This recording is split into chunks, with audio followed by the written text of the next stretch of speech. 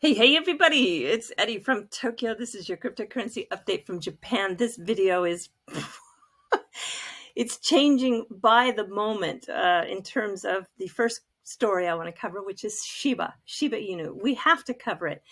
Yeah, we have to cover it because it is really an impact on the space. Also, the SEC, they have competition, and it is from another federal agency. This is a must-see clip that I have, just a minute and 29 seconds long. It's at the Senate hearing, and I think it could really change things up. Also, Ethereum, well, they look like they're going to miss out on 3 billion potential new users. And Brad Garlinghouse, he's in Saudi Arabia. He's on a panel.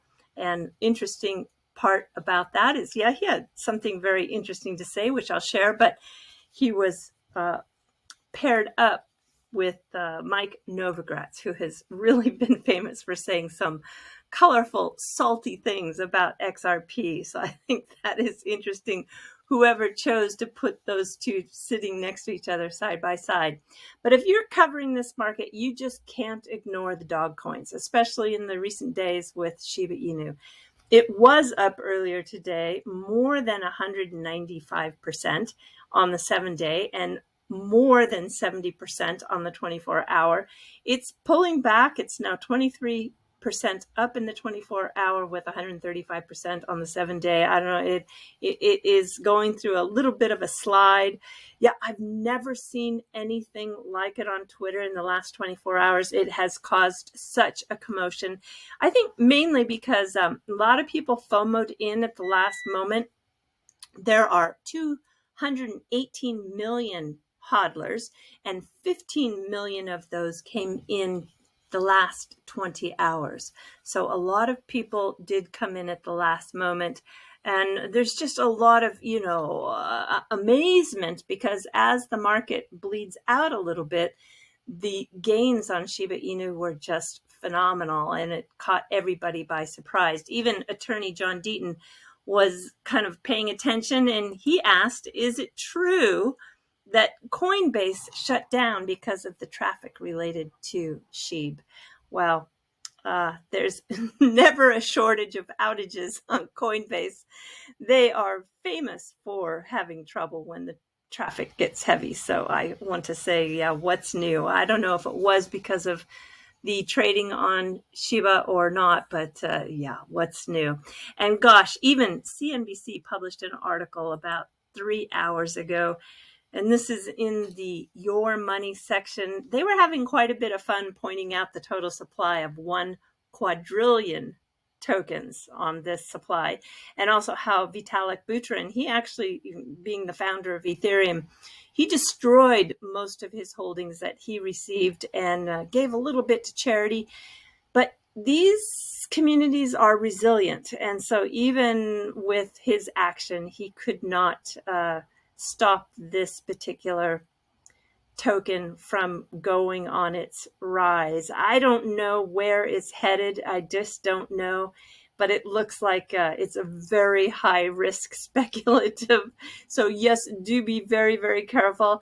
It does have a functioning DEX, the decentralized exchange, and it does have the smart contracts capability with their NFT exchange, and it has a planned DAO governance system.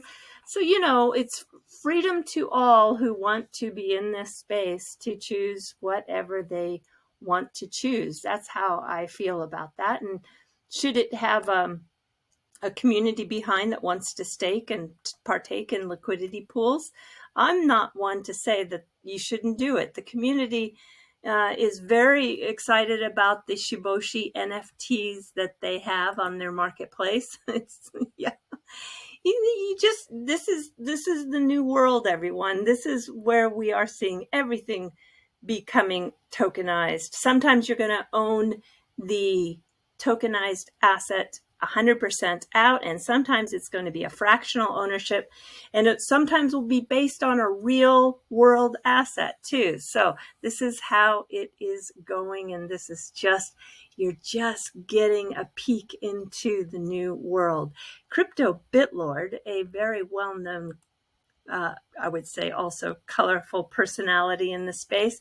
It looks like he did very well with his Shib. He has meetings with his accountant and lawyers tomorrow, and he says he's signing off this app, which he means Twitter, for good.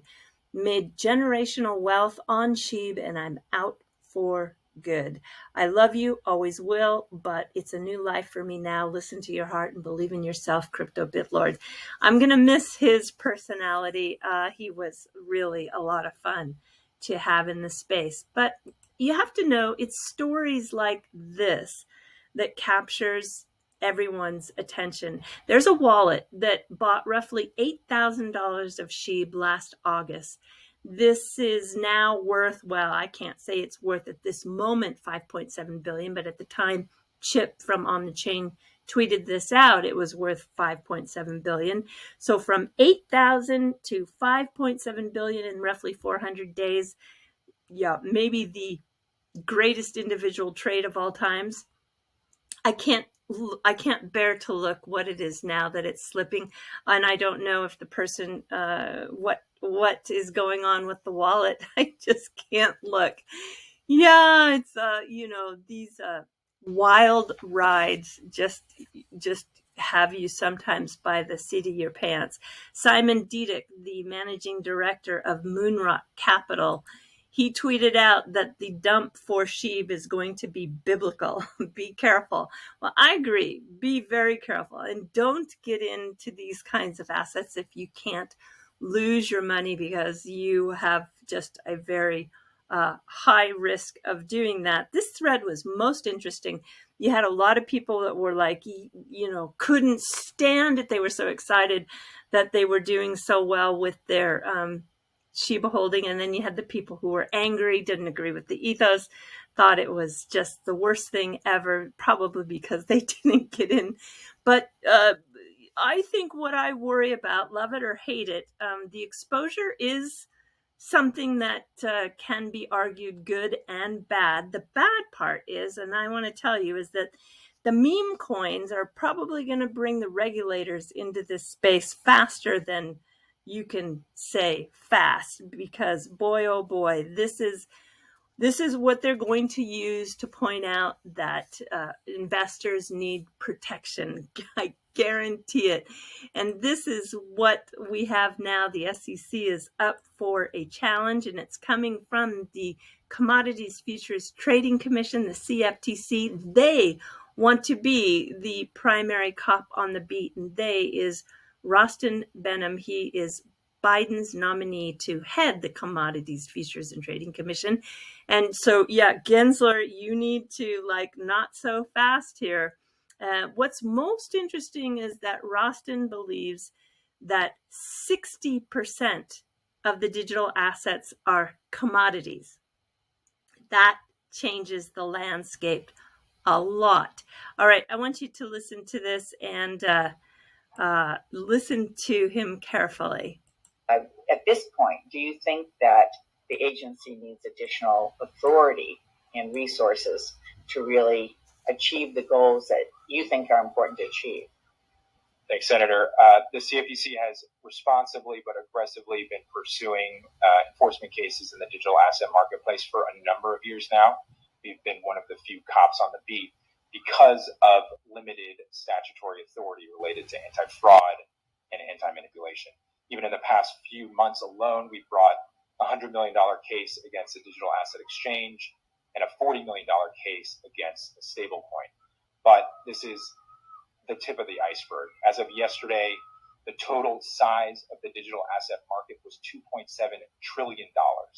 And among that $2.7 trillion, nearly 60% were commodities. So with that in mind, I think it's important for this committee to reconsider and consider expanding authority for the CFTC.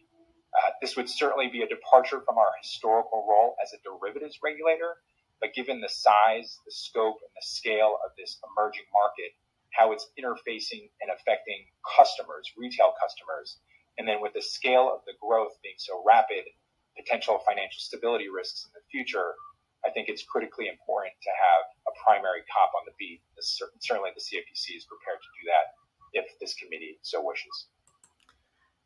I think because of his stance of that 60% commodity statement, he's going to get a lot of backing from certain powers in Congress. And I think we're going to see a real struggle as to who it is that is going to be able to be that cop on the beat. All right, we're going to take a look at something that is a big move in the space. Unstoppable Domains is leaving Ethereum and moving to Polygon. Reasons? Well, gas fees, of course. Their goal of the 3 billion customers to buy NFT domains and make updates without having to pay claim fees or renewal fees has driven the decision. And people were saying on the thread that I put that it settles in Ethereum anyway, but not 100%. You need to know that, see, down here in their announcement, by using Polygon instead of Ethereum, the average customer will save $165 in gas fees per year per domain, assuming that you do 10 transactions per year on your domain using an average gas fee that was in 2020. And if those gas fees go up on Ethereum, then the savings is potentially even higher. When you take a look at how Polygon is built in its architecture, it has 4 layers. And these 2 bottom layers here, the security layer and the Ethereum layer, they're optional. And so, yes, it uses the Ethereum virtual machine, just like Flare Networks is going to use. So you can make the argument that, yes, it is in the Ethereum ecosystem, but they are flexible in their architecture in the way that they design to fit the needs of the person who's using it. So, you've got these layer 2, you have the parallel side chains, and with the its own security models and a standalone, fully sovereign type of optionality. It's not really exactly, Ethereum really is losing business here. So Polygon, which was formerly known as Matic, they had their mainnet go live in 2020. They're not trying to be a siloed chain, so that's really a benefit. I don't own them. I think Jungle Inc. is a big Matic fan, but since this decision was made, and I'm watching the struggle that Ethereum is having with rotating, migrating over to 2.0, which everybody is saying it's going to happen. But I think the question is okay, when? And so there's a lot of business to be had in the meantime. And if you take a look also, why this has my attention is Polygon flipped Ethereum on active user addresses as of October 4th. So yeah, I'm always, you got to pay attention because things are so fast moving in this space. All right, we're jumping to this Future Investment Initiative Institute. And they do the Impact on Humanity. They held an event in Saudi Arabia on the 26th, 27th, and 28th. And the CEO of Ripple, Brad Garlinghouse, took the stage with Galaxy Digital's Mike Novogratz. And there was another person too, a third person, Nicholas Carey, the co-founder of blockchain.com. They had the topic of welcome to the metaverse, infrastructure for citizens of the digital world. It was very good questions. I liked the very last question, which I'm going to play for you because each one of them gave their answer in less than 1 minute, and each answer is really good. And when you take all 3 together, I thought it's a beautiful way to describe this space. Here you go.